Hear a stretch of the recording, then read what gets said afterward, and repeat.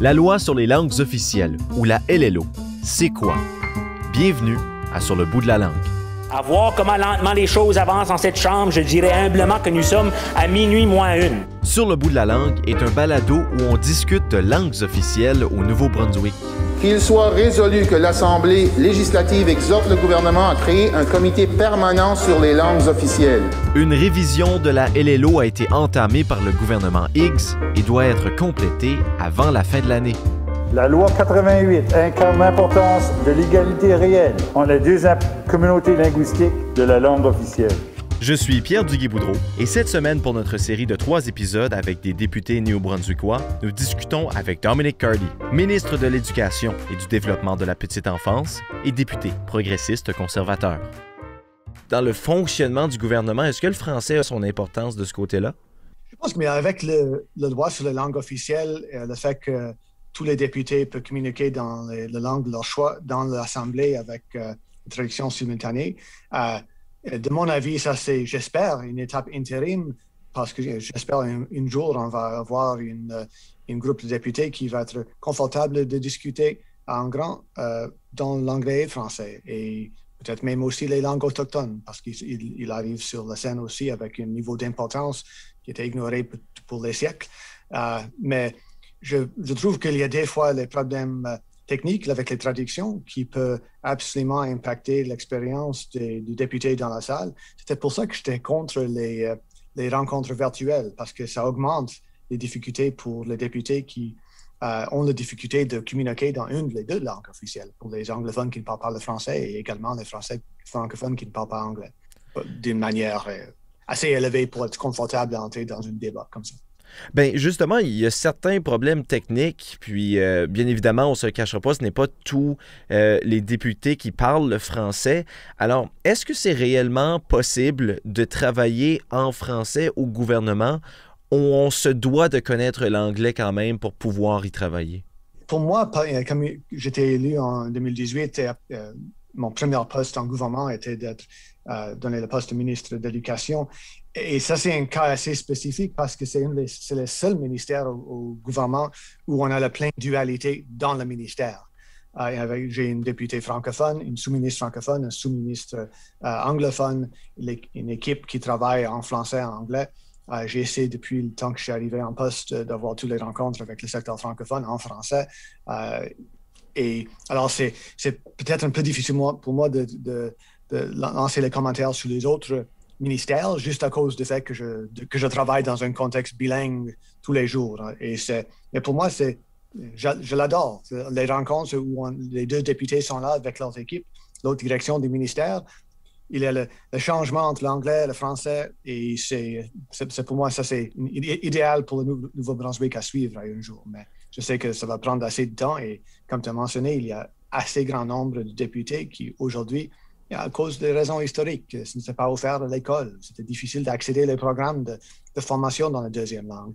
Et pour moi, ça renforce la nécessité de, premièrement, renforcer le système d'éducation pour augmenter la qualité et l'accessibilité à la formation en français et absolument pour les francophones, la formation en anglais aussi. Mais on parle de langue française ici.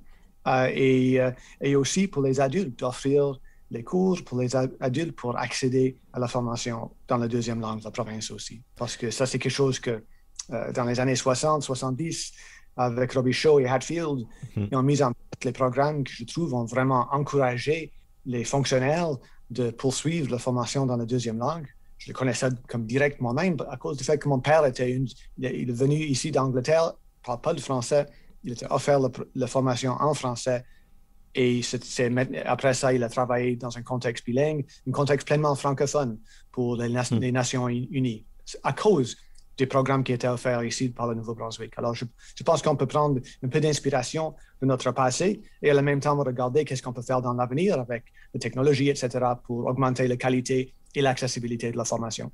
Et justement, vu que vous avez la chance de parler en français, est-ce que vous considérez que vous avez une certaine responsabilité de plus, entendu que ce n'est pas tous les membres du gouvernement qui parlent le français?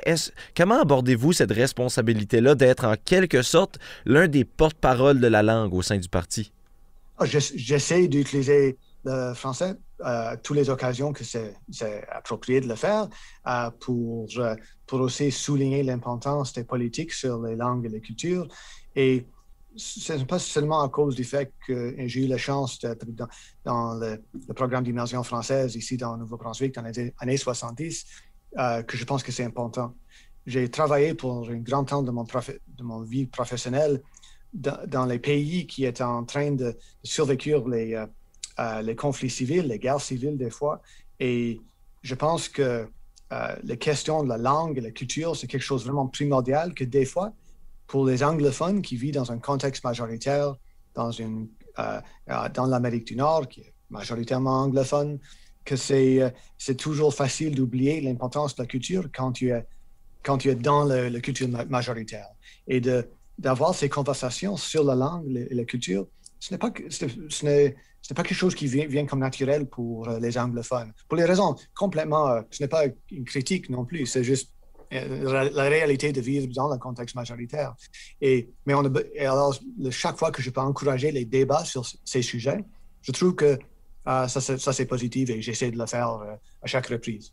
Et justement, enclencher le débat, mais vous avez la chance de le faire dernièrement, alors que présentement, c'est la révision sur les langues officielles qui est présentement en train de s'aborder du côté du gouvernement. C'est quoi, premièrement, tes priorités personnelles et ensuite les priorités du gouvernement par rapport à cette révision sur les langues officielles-là? Qu'est-ce qu'on tente d'accomplir?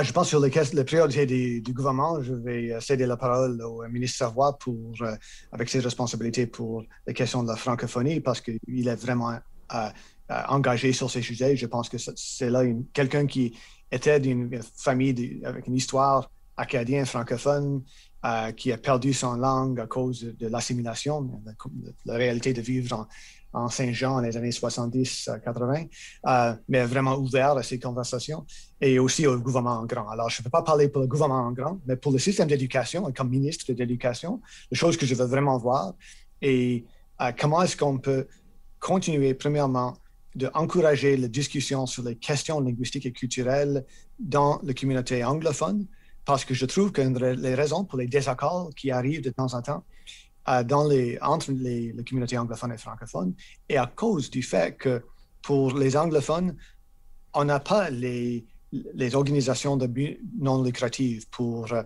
faire la promotion pour beaucoup des communautés dans les communautés anglophones. Et au côté francophone acadien, il y a 101 organisations qui sont là, qui font un super travail.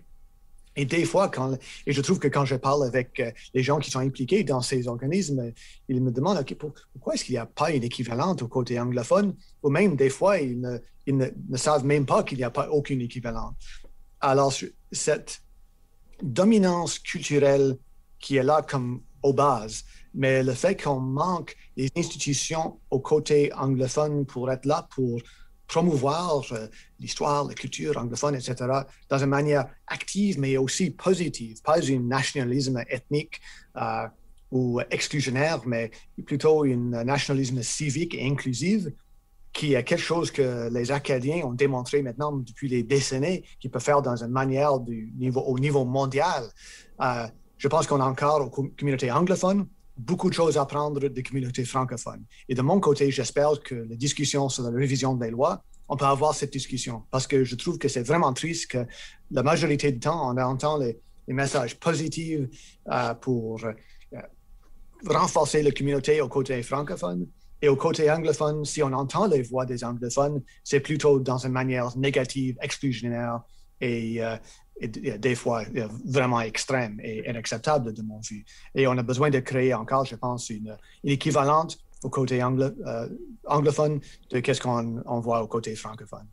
Et ça c'est qu'est-ce que de mon côté, j'espère qu'on peut voir et que ça peut renforcer le message dans le système scolaire de, premièrement, l'importance de dualité dans le système, l'importance de faire la formation sur la langue et la culture dans le système scolaire pour tous les étudiants anglophones, francophones, nouvelles arrivants, autochtones aussi, et d'utiliser notre expérience comme la seule province bilingue au Canada avec toutes les différentes communautés francophones et anglophones qui ont créé la province sur le territoire des Autochtones, absolument. et d'utiliser ça comme le cœur d'un programme de civisme qui était au cœur du section dans la plateforme du gouvernement dans la campagne électorale de l'année passée. Alors ça pour moi, ça c'est au cœur de ce que j'espère de voir avec les discussions sur la révision de la loi. Et la révision de la loi, si on regarde les gouvernements passés qui l'ont traité, on regarde le gouvernement Hallward, et si je ne me trompe pas, c'était le gouvernement Lord avant, ils ont abordé cette question-là un peu plus à l'avance que le gouvernement actuel. Est-ce qu'il y a une raison pourquoi la révision des langues officielles a commencé si tard auprès de ce gouvernement? Oui, mais c'est un mot qui des fois excuse, mais c'est aussi une raison assez réelle. C'est le COVID. On a eu une période où c'est difficile des fois de démontrer aux gens qui sont à l'extérieur du gouvernement le montant de temps et le fait que presque tous les fonctionnaires étaient ciblés sur adresser les problèmes créés par la pandémie, parce que ce n'était pas seulement une pandémie adressée par le système de santé, c'était au système scolaire, c'était quelque chose qui a engagé tout le monde. Presque tous les autres ministères avaient besoin d'arranger leur manière de travailler. Il y avait les fonctionnaires qui étaient déplacés des ministères pour travailler avec santé et santé publique pour les différentes tâches pendant les derniers 15 mois. Alors, c'était un temps difficile de continuer le travail normal du gouvernement. Je suis heureux qu'en comparaison avec les fédérales, on a réussi d'avoir les budgets et les autres choses un peu normales et aussi d'avoir un niveau de réussite avec notre bataille contre le virus qui est assez exceptionnel.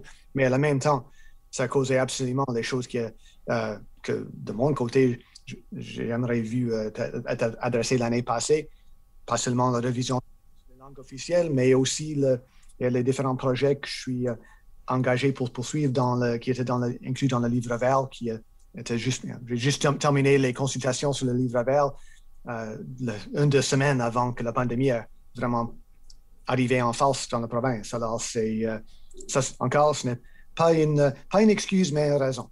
Et je suis heureux que maintenant on a 2 commissionnaires de haute qualité qui sont en place et j'ai hâte de travailler avec eux pour arriver à un renforcement encore de la loi. Et j'ai une dernière question, on termine là-dessus. Si vous aviez à imaginer le Nouveau-Brunswick dans plusieurs années, ce serait quoi votre vision au sein de la langue de la province? Quel genre de province aimeriez-vous voir au niveau de la langue dans un monde rêvé? Quelle est votre vision? Ça serait un monde où nous ne sommes pas une des seules juridictions dans le monde, où nous sommes obsédés de parler tout le temps sur, OK, est-ce qu'on va former les jeunes dans une langue ou 2 langues?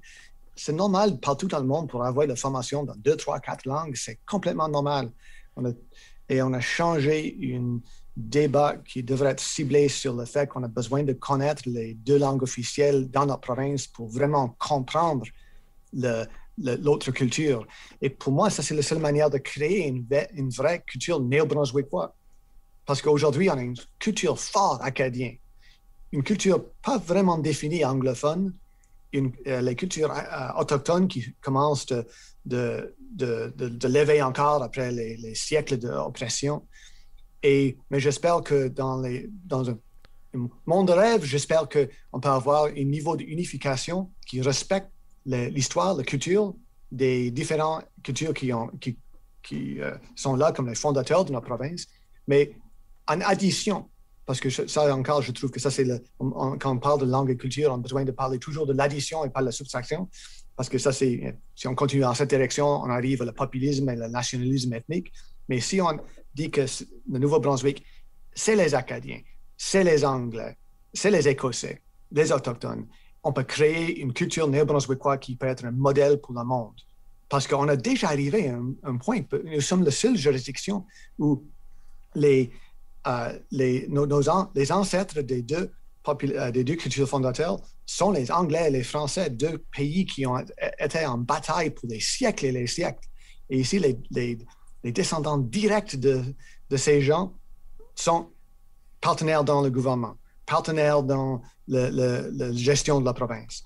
Et j'espère qu'on peut continuer d'épanouir cet esprit de construire une vision inclusive d'une culture néo-brunswickoise qui est encore en plein respect de l'histoire et des traditions acadiennes et aussi de l'histoire et des traditions anglophones. Encore, je pense que ça, c'est une grande défi pour mon culture. Qu'on ne prend pas de temps dans la communauté anglophone de parler de nos réussites dans une manière positive, et c'est plutôt être un peu effrayé et en crainte tout le temps de qu'est-ce que les francophones vont faire, etc.